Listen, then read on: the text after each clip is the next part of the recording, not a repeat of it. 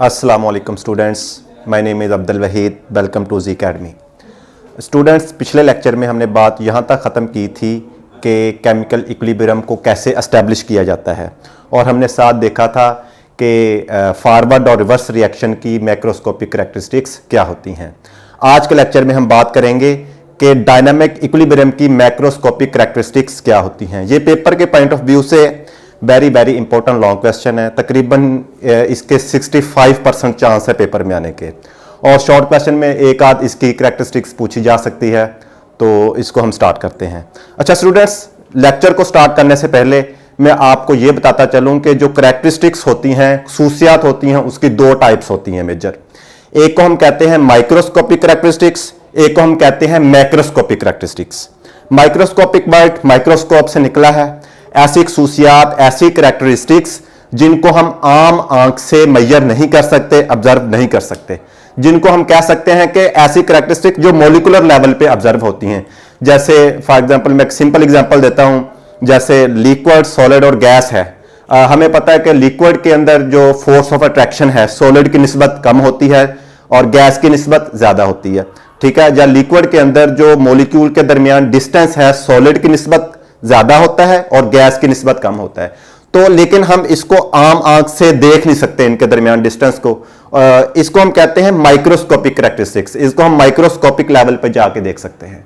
दूसरी तरफ करैक्टरिस्टिक्स होती है मैक्रोस्कोपिक, ऐसी खसूसियात जिनको हम अपनी नेक्ड आई से ऑब्जर्व कर सकते हैं, बड़े पैमाने पे देख सकते हैं। सिस्टम को हम अपनी आंखों से ऑब्जर्व कर सकते हैं। जैसे फॉर एग्जांपल हमने किसी चीज का टेम्परेचर मेजर करना हो, ठीक है, थर्मोमीटर से हम थर्मोमीटर किसी लिक्विड के अंदर डाल के हम मेजर कर सकते हैं कि इस चीज का टेम्परेचर इतना है। तो ये एक मैक्रोस्कोपिक खसूसियत है। या किसी चीज की कंसंट्रेशन, कि हमने कोई चीज 5 ग्राम ली है, 10 ग्राम ली है, जिसको हम आम आंख से भी देख सकते हैं, उसको हम कहते हैं मैक्रोस्कोपिक करैक्टरिस्टिक्स। तो आज हम मैक्रोस्कोपिक करैक्टरिस्टिक्स देखेंगे डायनामिक इक्विलिब्रियम, या डायनामिक इक्विलिब्रियम का दूसरा नाम केमिकल इक्विलिब्रियम है। तो इसकी पहली करैक्टरिस्टिक्स ये है कि जो डायनामिक इक्विलिब्रियम है इसको हम सिर्फ और सिर्फ क्लोज सिस्टम में हासिल कर सकते हैं। तो ये मैं पॉइंट इसके साथ साथ मेजर लिखता जाता हूं। ये जो पॉइंट्स मैं लिखने जा रहा हूं इनको आपने हेडिंग की फॉर्म में लिखना है। जैसे पहली इसकी करैक्टरिस्टिक है can be achieved only in closed system, कि हम डायनामिक इक्विलिब्रियम को सिर्फ और सिर्फ क्लोज सिस्टम में हासिल कर सकते हैं। तो इसकी क्या वजह है कि क्लोज सिस्टम में ही हम हासिल क्यों कर सकते हैं, ये बात समझने वाली है। अच्छा स्टूडेंट्स, मैं आपको एक एग्जांपल देता हूं डायनामिक इक्विलिब्रियम की। आप अक्सर घरों में, हर महफिलों में, शादियों में आप सोडा वाटर बोतल पीते हैं, जैसे कोक हो गई, फांटा हो गई, मरिंडा हो गई, ये चीजें आप बोतलें पीते हैं। तो आपने देखा होगा कि जो बोतल है जब हम उसको ओपन करते हैं तो गैस निकलती है, ठीक है। अगर हम उसको ओपन नहीं करते तो वो कार्बोनिक एसिड होता है मिक्सचर की फॉर्म में, और उसका एक इक्विलिब्रियम कायम हुआ होता है। तो जब तक ढक्कन बंद रहता है तो उसके अंदर इक्विलिब्रियम कायम रहता है। जैसे ही हम ढक्कन को ओपन करते हैं तो क्या होता है, कार्बन डाइऑक्साइड गैस निकल जाती है और इक्विलिब्रियम उनका डिस्टर्ब हो जाता है। तो इक्विलिब्रियम सिर्फ और सिर्फ हम क्लोज सिस्टम में हासिल कर सकते हैं। जैसे फॉर एग्जांपल हमने ये एग्जांपल बार बार बुक में डिस्कस की है कि हाइड्रोजन आयोडीन को हमने मिक्स किया और हाइड्रोजन आयोडाइड बन गया। ये रिवर्सिबल रिएक्शन की एग्जांपल है, और इस रिएक्शन के अंदर इक्विलिब्रियम का प्रोसेस कायम होता है, ठीक है।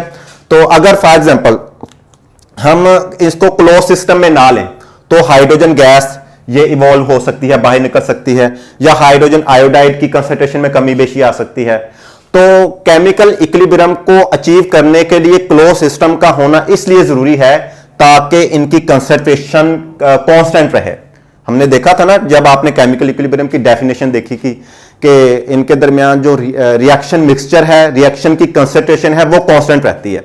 अगर ये क्लोज सिस्टम ना हो तो क्या होता है, इनकी कंसंट्रेशन के अंदर तब्दीली आ जाएगी। कंसंट्रेशन रिएक्टेंट या प्रोडक्ट की कम या ज्यादा हो सकती है, जिसकी वजह से हम इक्विलिब्रियम को हासिल नहीं कर सकते, ठीक है। तो हम कंसंट्रेशन को कांस्टेंट रखने के लिए जो सिस्टम है उसको क्लोज रखते हैं। स्टूडेंट्स, हमने पहले इसकी करैक्टरिस्टिक्स देख ली, अब मूव करते हैं दूसरी की तरफ।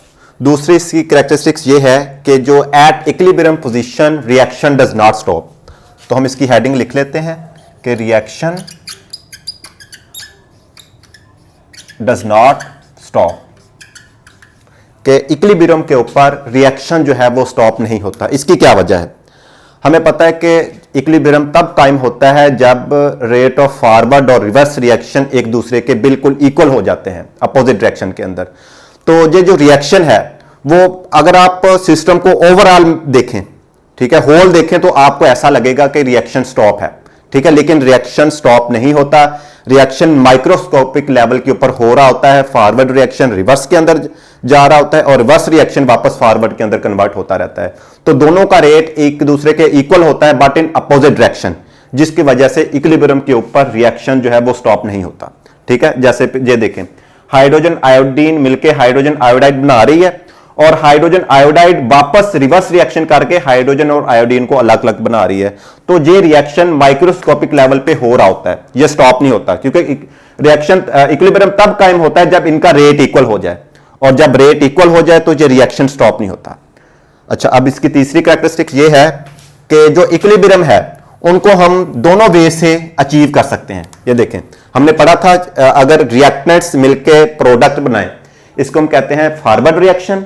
अगर प्रोडक्ट मिलके वापस रिएक्टेंट बनाएं, उनको हम कहते हैं रिवर्स रिएक्शन, ठीक है। तो इक्विलिब्रियम का प्रोसेस दोनों तरह से अचीव हो सकता है, ठीक है। Can achieve in either side, ठीक है। अगर हम रिएक्शन को, चले यही रिएक्शन में स्टार्ट कर लेता हूं, 2HI,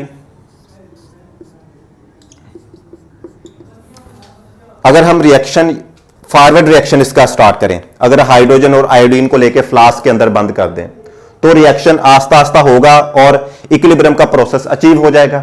अगर हम उसके ब्रक्स hydrogen iodine, hydrogen iodide as product को लें और फ्लास्क के अंदर बंद कर दें तो डीकंपोजिशन रिएक्शन होगा।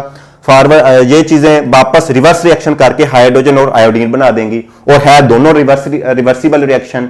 तो चाहे आप रिएक्शन फॉरवर्ड रिएक्शन से स्टार्ट करें, चाहे आप रिएक्शन रिवर्स रिएक्शन से स्टार्ट करें, चाहे आप रिएक्टेंट से स्टार्ट करें, चाहे आप प्रोडक्ट से स्टार्ट करें, इक्विलिब्रियम का प्रोसेस दोनों तरह से हासिल हो सकता है। ये इसकी थी तीसरी कैरेक्टरिस्टिक्स। चौथी इसकी कैरेक्टरिस्टिक ये है कि जो इक्विलिब्रियम का प्रोसेस है, ये चौथी बिल्कुल आसान है। फोर्थ कैरेक्टरिस्टिक्स हमने जब केमिकल इक्विलिब्रियम की डेफिनेशन देखी थी, उसके अंदर हमने कहा था कि at equilibrium process concentration remain same, या आप ऐसे कह सकते हैं जो पहली कैरेक्टरिस्टिक्स है इसकी जो रीजन है वही आपकी चौथी कैरेक्टरिस्टिक्स है, ठीक है। चौथी के अंदर आप क्या लिखेंगे? हेडिंग कांस्टेंट कंसंट्रेशन, ठीक है, हमने बार बार पढ़ लिया कांस्टेंट कंसंट्रेशन, कि इक्विलिब्रियम के ऊपर जो है वो रिएक्टेंट और प्रोडक्ट की जो कंसंट्रेशन है वो कांस्टेंट रहेगी, ना कंसंट्रेशन बढ़ेगी ना कम होगी। क्यों? क्योंकि जो रिएक्शन है वो रिवर्सिबल है, रिएक्टेंट मिलकर प्रोडक्ट बनाई जा रहे हैं और प्रोडक्ट वापस मिलकर रिएक्टेंट बना रहे हैं, तो दोनों की कंसंट्रेशन सेम रहेगी। अगर सेम रहेगी तो हम केमिकल इक्विलिब्रियम को अचीव कर सकते हैं। और इसकी पांचवी और लास्ट कैरेक्टरिस्टिक्स ये है कि केमिकल इक्विलिब्रियम को हम डिस्टर्ब भी कर सकते हैं, कैन बी डिस्टर्ब्ड, ठीक है। और डिस्टर्ब करने के बाद हम दोबारा भी इसे हासिल कर सकते हैं। जैसे मैं आपको एग्जांपल देता हूं कि ये देख लें, हाइड्रोजन और आयोडीन को हमने आपस में मिक्स करके हाइड्रोजन आयोडाइड बना लिया, तो ये रिएक्शन जो है वो इक्विलिब्रियम की पोजीशन पे चला गया। तो मैं आपको कहता हूं कि आप हाइड्रोजन आयोडाइड को आप निकाल लें। अगर आप हाइड्रोजन आयोडाइड को निकाल लेंगे, प्रोडक्ट की कंसंट्रेशन को निकाल लेंगे, ठीक है, कम करते जाएंगे, तो जो रिएक्शन आपका जो इक्विलिब्रियम है वो डिस्टर्ब हो जाएगा, ठीक है। तो इक्विलिब्रियम डिस्टर्ब होगा, लेकिन एक प्रोसेस है, आपकी बुक में नहीं है, जो फर्स्ट ईयर या सेकंड ईयर में आप पढ़ेंगे, ली चैटलियर प्रिंसिपल। उसके तहत जो भी अगर आप इक्विलिब्रियम प्रोसेस को डिस्टर्ब करते हैं तो इक्विलिब्रियम प्रोसेस वापस अपनी पहले जैसी हालत को अचीव करता है। कैसे करेगा? तो जैसे फॉर एग्जांपल हम हाइड्रोजन आयोडाइड की मिकदार को निकाली जा रहे हैं, तो जो सिस्टम है वो क्या करेगा? जो फॉरवर्ड रिएक्शन को इंक्रीज कर देगा, ठीक है, इंक्रीज करके प्रोडक्ट की मिकदार को ज्यादा से ज्यादा बनाने की कोशिश करेगा। तो हम इक्विलिब्रियम को डिस्टर्ब कर सकते हैं, लेकिन इक्विलिब्रियम प्रोसेस वापस फिर अपनी असली हालत अचीव कर सकता है, लेकिन उसकी पोजीशन चेंज हो सकती है इक्विलिब्रियम की, ठीक है। केमिकल इक्विलिब्रियम को हम कंसंट्रेशन बढ़ा के रिएक्टेंट की या प्रोडक्ट की, या कंसंट्रेशन को कम करके रिएक्टेंट की प्रोडक्ट की, हम उसको डिस्टर्ब कर सकते हैं, लेकिन जो रिएक्शन है रिवर्सिबल रिएक्शन वो ली चैटलियर प्रिंसिपल को फॉलो करते हुए अपनी जो डिस्टर्बेंस है उसको खत्म करके दोबारा नया केमिकल इक्विलिब्रियम अचीव कर लेगा। 5 कैरेक्टरिस्टिक्स हैं केमिकल इक्विलिब्रियम की। तो एक इसकी कैरेक्टरिस्टिक्स और है, अगर आप क्योंकि मैक्रोस्कोपिक कैरेक्टरिस्टिक्स को देख ले है ना, तो एट इक्विलिब्रियम प्रोसेस इनकी जो मैक्रोस्कोपिक प्रॉपर्टीज होती हैं, जैसे सिस्टम की डेंसिटी हो गई, ठीक है, सिस्टम का टेम्परेचर हो गया, तो ये सारी इनकी मैक्रोस्कोपिक प्रॉपर्टीज भी सेम रहती हैं, ठीक है। क्योंकि अगर हम इनकी प्रॉपर्टीज को चेंज करेंगे तो केमिकल इक्विलिब्रियम डिस्टर्ब हो जाएगा। तो केमिकल जब डिस्टर्ब होगा फिर वो दोबारा ली चैटलियर प्रिंसिपल के तहत अपने आप को दोबारा अचीव करेगा। तो इनकी जो मैक्रोस्कोपिक प्रॉपर्टीज हैं, डेंसिटी होगी, टेम्परेचर हो गया, कंसंट्रेशन होगी, तो ये हमेशा रिमेन सेम रहती हैं। तो ये 5 कैरेक्टरिस्टिक्स हैं। ये पेपर के पॉइंट ऑफ व्यू से very very important long question है, और एक्सरसाइज में ये लॉन्ग क्वेश्चन बना के दिया हुआ है कि write down the 5 macroscopic characteristics of chemical equilibrium. तो उम्मीद करता हूं ये आपको समझ आ गई होगी। आज के लिए इतना काफी है। अल्लाह हाफिज।